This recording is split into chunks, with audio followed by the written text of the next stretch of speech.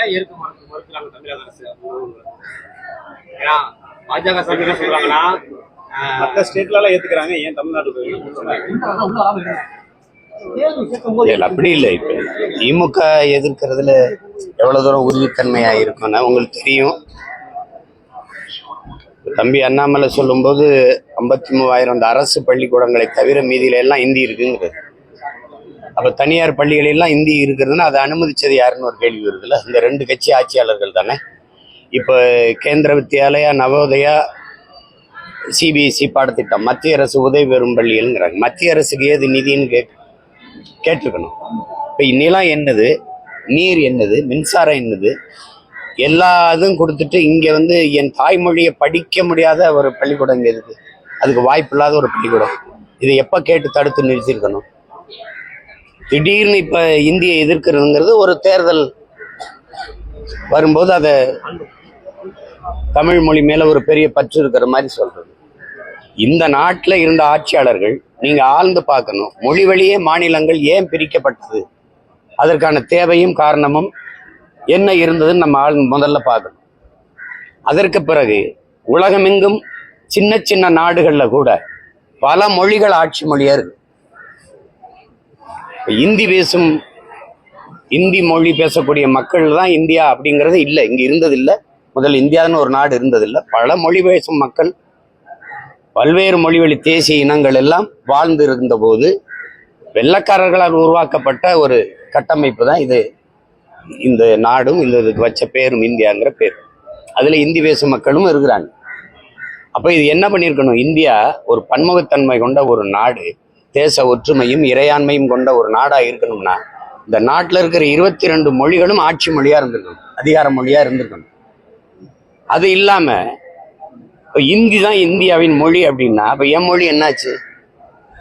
நீங்க வரலாற்றுல உங்களுக்கு ஒரு படிப்புன்னு இருக்கு. இங்க இருந்து பாகிஸ்தான் ஏன் போச்சுங்கிறத உங்களுக்கு தெரியும். அதுக்கு காரணமாக மதம் இருந்தது, மார்க்கம் இருந்தது.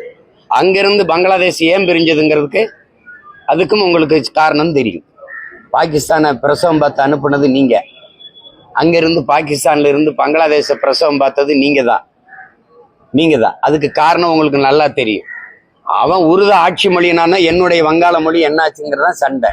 அப்ப உங்க மொழி மேல உங்களுக்கு பற்று இருக்குன்னா அந்த மொழி எங்க மொழி மேல எங்களுக்கு பற்று இருக்கக்கூடாது, அது தேச துரோகம் சொல்றதெல்லாம் அதை ஏற்புடையது இல்லை. இங்க என்ன இருந்திருக்கணும்னா மும்மொழிங்கிறதுல எம்மொழி எங்க இருக்கு? தமிழ் படிக்கிறதுக்கே வாய்ப்பில்லாத ஒரு சூழல் உருவாகிட்ட பிறகு புதிதா ஒரு மொழியை கற்றுக்கணும். அது மும்மொழினா அது ஏன் அது எம்மொழியா இருக்கக்கூடாதுங்கிற கேள்வி உங்களுக்கு வரும், எனக்கு வரும், இவருக்கு வரும். அது தெலுங்கருக்கு வரும், கன்னடருக்கு வரும், வங்காளிக்கு வரும், பீகாரிக்கு வரும், குஜராத்திக்கு வரும், மராட்டியனுக்கு வரும், தமிழன் எனக்கும் வரும். அப்ப இது என்ன வரணும்? நீ எல்லா மொழியும் ஆட்சி மொழியாக்கு. எல்லா மொழிக்கும் எல்லா மொழியிலையும் பாராளுமன்றத்தில் பேச முடியும். இப்ப விண்ணூர்தியிலிருந்து நான் பறந்து வரேன். சங்கமச்சு தமிழ் வளர்த்த என் மண்ணுக்கு தலைநகர் தமிழ்நாட்டின் தலைநிருந்து பறந்து வரும்போது இந்தி இங்கிலீஷ்ல தான் அறிவிப்பு இருக்கும்னா இது எப்படி இது? ஆனா மலேசியா, சிங்கப்பூர், அரபு நாடுகள்ந்து நாங்க வரும்போது என் தாய்மொழியில அறிவிப்பு இருக்கும். இது எந்த மாதிரி? நான் ஆந்திராவுக்குள்ள பறக்குறேன்னா அங்க தெலுங்குல அறிவிப்பு இருக்கணும். கேரளாவுக்குள்ள பறக்குறேன்னா மலையாளத்துல அறிவிப்பு இருக்கணும். அதுதான் என் மொழிக்கு கொடுக்குற முன்னுரிமை. அப்பதான் ஒவ்வொரு குடிமகனுக்கும் இது என் நாடுங்கிற பற்று வரும், உணர்வு வரும். அது இல்லாம நீ என் தாய்மொழியை படிக்க முடியாத சூழலை உருவாக்கி விட்டுவிட்டு மும்மொழின்னு இந்தி படினா மும்மொழி அப்படிலாம் இல்லை, எந்த மொழியும் படிக்கலாம்னா அப்படி அதுல ஒண்ணும் இல்லையே. அப்படின்னா நீ பன்மொழி பயில்கன்னு வரணும். கொள்கை மொழியா ஏன் வருது? இந்த நாட்டுல எல்லா மாநில மக்களுக்கும் அவரவர் மொழி, அவரவர் தாய்மொழி கொள்கை மொழி. ஆங்கிலம் ஒரு பயன்பாட்டு மொழி. விரும்பினால் எம்மொழியும் கற்கலாம்ங்கிறதான் கொள்கையா இருக்க முடியும். அது இந்தி கத்துக்கலாம், போஜ்பூரி கத்துக்கலாம், அது பீகாரி கத்துக்கலாம், அது பஞ்சாபி கத்துக்கலாம், மராட்டியம் கத்துக்கலாம், ராஜஸ்தானி கத்துக்கலாம், பிரெஞ்சு கத்துக்கலாம், ஸ்பானிஷ் கத்துக்கலாம். எது உனக்கு விருப்பமோ நீ கத்துக்க அப்படிங்கிற சூழல் உருவாக்குறதான் சரியா இருக்கும். திரும்ப திரும்ப அதே நீங்க திமுக இந்த கட்சிகள் புதிய கல்விக் கொள்கை எதிர்க்குதுங்கிறது ஒரு நாடகம். இல்லந்தேடி கல்வி எந்த கொள்கை திட்டத்தில் இருந்தது? இந்த புதிய கல்விக் கொள்கையில தான் இருந்தது. ஐயா ஜவஹர் நேசன் அந்த கல்வி திட்ட வகுப்பு குழுவில் இருந்தவர் எதுக்கு வெளியில இருந்தாரு? இது புதிய கல்விக் கொள்கையை அப்படியே பின்பற்றுது, வேற பேர்ல. அதனால அதுல போய் நம்ம இருந்து வேலை பயனில்லைன்னா வெளியேறினாரு. அவர் கொடுத்த பேட்டியே இருக்கு. அதை அப்படியே ஏற்றுக்கிட்டு இந்த தேர்தல் வர நேரத்துல ஏதோ திடீர்னு தமிழ் வாழ்க தமிழ் ஒழிஞ்சிரும் இதெல்லாம் இவங்க நடத்துற பள்ளிக்கூடங்கள்ல தமிழ் பாடமொழியா இருக்கா? இந்தி இருக்கா? தமிழ் இருக்கா? இது நாங்க உறுதியா இருக்கிறோம். இந்த மும்மொழி கொள்கை அதெல்லாம் இல்லை. மும்மொழினா எம்மொழி எங்கங்கிற கேள்வி வருது இல்ல. பன்மொழி பயிலுகன்னு கொண்டு வா, எல்லா மொழியும் கத்துக்க, விருப்பம்னா கத்துக்கன்னு சொல்ல. நான் ஏன் தெலுங்கு படிக்கக்கூடாது? பக்கத்துல எனக்கு பக்கத்துல இருக்க மாநிலம் எனக்கு தெலுங்கு கொடுக்குது, நான் ஏன் கன்னடம் கத்துக்கூடாது? இந்தி தான் படிக்கணுங்கிற தேவை ஏன் இருக்கு? அந்த மும்மொழியில ஒம்மொழி ஏன் இருக்கு? அந்த கேள்வி யார்கிட்ட பதில் இருக்கு? எம்மொழி ஏன் இல்லை? அந்த மும்மொழியில ஒம்மொழி ஏன் இருக்கு? இல்ல எந்த மொழியும் இருக்கலாம்னா அதிக கொள்கை மொழியா வருது, அது விருப்ப மொழியா தானே வரணும். இது தேவையில்லாதது. இல்லைன்னா காசு தர மாட்டோம், இல்லைன்னா கல்வி மாநில உரிமை, அதை எடுத்துக்கொண்டு வச்சுக்கிட்டு நீ அதிகாரம் பண்ணிட்டு இருக்குது. நீ முதல்ல யாரு? இதுக்கு தான் போராடி நாங்க சுதந்திரம் பெற்றோமா? உன்ட்ட அடிமையா இருந்து மருத்துவத்தை நீ எடுத்துப்ப, கல்வியை நீ எடுத்துப்ப, எல்லா வரையும் எடுத்துப்ப. அப்ப எதுக்கு தான் மாநிலம் வச்சிருக்கீங்க? மாநிலத்துக்குன்னு என்னதான் உரிமை இருக்கு? தன் மாநில பிள்ளைகளை படிக்க வைக்கிற உரிமை கூட ஒரு மாநிலத்துக்கு இல்லைன்னா நீங்க சொல்றதான் கேட்கணும்னா அவர் சட்டாம்பளை மாதிரி இருந்துக்கிட்டு அவர் சொல்றதையெல்லாம் கேட்கணும். அப்படின்னா எப்படி இருக்கும்? இது கட்சி பொறுப்புல இருந்து காலியமாக விடையதான் தகவல் வருது. அழைப்புல பேர் போடலன்னா எப்படி? திருச்செந்தூர்ல ஒரு அழைப்புதல்ல சமூக செயல்பாட்டாளர் காளியம்மான்னு போட்டிருக்காங்க. அது நாம் தமிழர் விளைவிட்டாங்க. அது தெரியல. அது கட்சிக்குள்ள அந்த கட்சிக்குள்ள முழு சுதந்திரம் இருந்து இயங்குவதற்கும் விருப்பம் இல்லைன்னா வெளியேறுவதற்கும் முழு சுதந்திரம் இருக்கு. ஒரு ஜனநாயக அமைப்பு. தங்கச்சியை நாங்க தான் அன்பா முதல்ல சமூக செயற்பாட்டாளர் தான் தங்கச்சி இருந்தாங்க. அவங்களை அழைச்சிட்டு வந்தது நான் தான். இன்னைக்கு அவங்களுக்கு எல்லாருக்குமே எல்லா சுதந்திரம் இருக்கு. பக்கத்தில் நிற்கிறவரோட நாளைக்கு வேற ஒரு அமைப்புல போய் சேர்ந்து இயங்கணும்னு தோணுச்சுன்னா அவர் போகலாம். வரும்போது வாங்க வாங்க வணக்கம் ரொம்ப நன்றின்னு சொல்லுவோம். போறதா இருந்தா போங்க ரொம்ப ரொம்ப நன்றி வாழ்த்துக்கள்னு சொல்லுவோம். இதுதான் எங்களுடைய கொள்கை. உங்களுக்கு தெரியும்னு நினைக்கிறேன். பருவ காலங்களில் இலையுதிர் காலம்னு ஒன்று இருக்கும். அது மாதிரி எங்க கட்சிக்கு இது கலையில் உதிர் காலம். அது அப்படி திடீர்னு வருவாங்க போவாங்க. என்ன இப்போலாம் முன்னைக்கு இப்ப வெளியில போனா நீங்க எல்லாம் எடுத்து ஒரு பேச்சு மாரி போடுறதுனால கேள்வி கேட்கறதுனால எல்லாரும் ஒரு கடிதத்தை எழுதி வச்சுட்டு போறாங்க. நான் விலகுறேன்னு. அது உடனே நீங்க ஒரு பேச்சு மாதிரி எடுத்து போறதுனால அது எங்களுக்கு கேட்கறதுக்கு பார்க்கறதுக்கு ரசிக்கிறதுக்கு நல்லா தான் இருக்கு. எடுத்து போடுங்க. தங்கச்சிக்கு முழு சுதந்திரம் இருக்கு. கட்சியிலே இருக்கிறதா, கட்சியை விட்டு வேற இடத்துல போய் சேர்ந்து இயங்குறதாங்கிறத முடிவெடுக்கிற உரிமை அவங்களுக்கு இருக்கு. அதுல ஒன்றும் கருத்து நம்ம சொல்ல முடியாது. அடிப்படை பிரச்சனைகள், இந்த நிதி நெருக்கடி பிரச்சனைகள் இருக்க சூழல்ல இந்த மும்மொழி கொள்கையை வச்சு அது துணை முதல்வரும் அண்ணாமலையும் மாத்தி சவால் விட்டு ஒரு தம்பி, அடிப்படையில பெரிய பிழை நிகழ்ந்துருச்சு. கல்வி மாநில பட்டியல்ல மாநில உரிமையா தான் இருந்தது. அது அம்மையார் இந்திரா காந்தி அவங்க எடுத்துக்கிட்டு போகும்போது கடுமையா நம்ம சண்டை போட்டு தடுத்திருக்கணும். இப்படி கச்சத்தீவை வேடிக்கை பார்த்தோமோ, காவிரி நதிநீர் உரிமையை பறிகொடுத்தோமோ அப்படி. இப்ப நீங்க இந்திய ஏன் எல்லா மாநிலமும் இருக்கும்போது நீ மட்டும் எதிர்க்கிறேன்னா, இந்த நிலப்பரப்பு முழுதும் இருக்கிற மக்கள்ல எல்லாருமே கலப்பினங்களா இருக்கிறாங்க. பல்வேறு மொழிகளால இங்க பாருங்க கலந்து பிரிந்து உருவான மொழிகளா இருக்கு. தூய ஒரு இனம். நீங்க மராட்டியர் படையெடுத்து விஜயநகர பேரரசு நாயக்க மன்னர்கள் படையெடுத்து எத்தனையோ தாக்குதல் இங்க தொடுத்த போதும் இன்னும் மரபணு மாறாம தூய ஒரு இனம் இருக்குன்னா இந்த காலடியில் இருக்கிற இந்த நிலப்பரப்புல இருக்க தமிழர்கள் தான். நீ இந்திய இந்திய நிலப்பரப்புல எதிர்த்து 1935 போராடி உயிர் நீத்தவன் நடராஜன்கிற நம்ம தாத்தன். அந்த காலத்திலிருந்து நம்ம எதிர்க்கிறோம். ஜிஎஸ்டியா எதிர்ப்போம், நீங்க சிஏயா எதிர்ப்போம். உங்களுக்கு புரியுதுன்னு நினைக்கிறேன். என்ஐயா எதிர்ப்போம். ஏன்னா போர்க்குணமிக்க ஒரு இனம் இங்கதான் இருக்கு. அது நான் தானே சண்டை போடுவேன். அவன் ஏற்கிறான், நீ ஏறுனா இது எப்படி ஏற்கிறது? அவன் ஏற்கிறான்னா நான் அநீதி, அது தவறுன்னு தெரியுது. அவங்க எல்லாம் ஒத்துக்கிட்டாங்க, நீ ஒத்துக்கன்னு சொல்றது எந்த வழியில நியாயம்னு சொல்லுங்க. எந்த வழியில நியாயம்னு சொல்லுங்க. நாங்க கேட்கறதுக்கு நீங்க பதில் தான் சொல்லுங்க. நீங்க ஒன்னு நல்லா கவனிச்சுக்கிறீங்க. டென்மார்க், ஐரோப்பிய நாடுகள், Norway, Sweden, Denmark, Swiss, France, இந்த நாடுகள்லாம் நான் பயணம் பண்ணும்போது, ஜெர்மன்லாம் இந்த நாடுகள்லாம் இங்கிருந்து போன எங்கள் மக்கள், நம் மக்கள், ஈழத்திலிருந்து போன நம் மக்கள், உங்கள் தாய்மொழியை நீங்க மறந்துட்டீங்கன்னா அழிஞ்சிருச்சுன்னா உங்க இனம் அழிஞ்சிரும்.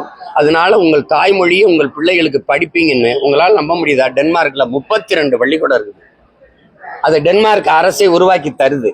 அதுல தமிழ் பயிற்றுவிக்கிற ஆசிரியர் பெருமக்களுக்கு அரசு சம்பளம் கொடுக்குது. எங்க பிள்ளைகள் தமிழ் படிக்கிறாங்க. என் மொழி அழிஞ்சிடக்கூடாது, என் இனம் அழிஞ்சிடக்கூடாதுன்னு இன்னும் ஒரு நாடு விரும்புது. ஆனா என் நாடு என் மொழியை அழியிறத விரும்புது. நீ தமிழை முதல்ல தாய்மொழியை படி, தாய்மொழியில் படி. தாய்மொழியில் கல்வி கொடுக்காதது குழந்தைகளுக்கு தாய்ப்பால் எவ்வளவு முக்கியமோ அவ்வளவு முக்கியம் தாய்மொழி கல்வின்னு நான் சொல்லல. இந்த நாட்டின் தேச தந்தைன்னு சொன்ன தேச பிதான்னு சொல்ற அண்ணல் மகாத்மா காந்தியடிகள் சொல்றாங்க. கனவு உனக்கு எந்த மொழியில் வருமோ அதான் உன் கல்வி மொழியா இருக்கணும், அதான் உன் சிந்தனை மொழி. அப்படி இருக்கா? பிறந்த குழந்தைய உடனே ஒண்டி நர்சரின்னு ஒன்று சேர்த்து விட்டு அதை ஆங்கில மொழியிலே பேச வச்சு ஆங்கிலேய நான் மாத்துறது. அது நாங்க 90 விழுக்காடு 99 விழுக்காடு ஆங்கில சொற்களை பயன்படுத்தி பேசுறோம். நாங்க தமிழர்களா மாறிட்டோம். நாடுதான் பேரு தமிழ்நாடுன்னு இருக்கு. எப்படி நாங்க தமிழோட சமஸ்கிருதம் கலந்த 1800 ஆண்டுக்கு முன்னாடி கன்னடர்களா, 1600 தெலுங்கர்களா, 500 ஆண்டுக்கு முன்னாடி மலையாளிகளா, பிறகு துளுவர்களா பிரிஞ்சு போனோமோ, அப்படி இப்ப நாங்க எங்க மொழியை எங்க இன அடையாளங்களை தொலைச்சு தங்கிலீஷ்காரர்களா தமிழர்களா மாறிட்டோம். அதான் நீங்க இருக்குது. இப்ப இங்க எழுதியிருக்கு இந்த பாருங்க, இது என்ன எழுதிருக்கு படிங்க. அதை சப்தகிரி. அது சப்தகிரின்னா என்னது? எழுத்து ஆங்கிலத்தில் இருக்கு, ஆனா நீங்க படிக்கும்போது சப்தகிரி, கிரின்னா மலை, அது ஏதோ ஒரு இதுன்னு இருக்குதுப்பா. அது டேஸ்ட் ஆஃப் சவுத் இந்தியா, அது ஏன் தென்னிந்திய சுவை அப்படின்னு ஏன் நீங்க வைக்கல? அப்ப நீங்க மாத்திட்டீங்க, பேரை மட்டும் தமிழ்நாடுன்னு வச்சுட்டு ஒரு இனத்தை அழிச்சிட்டீங்க. ஒண்ணு நீங்க கவனிச்சுக்கிறீங்க, குண்டு போட்டு போர் நடத்தி ஒரு இனத்தை அழிக்கிறீங்க.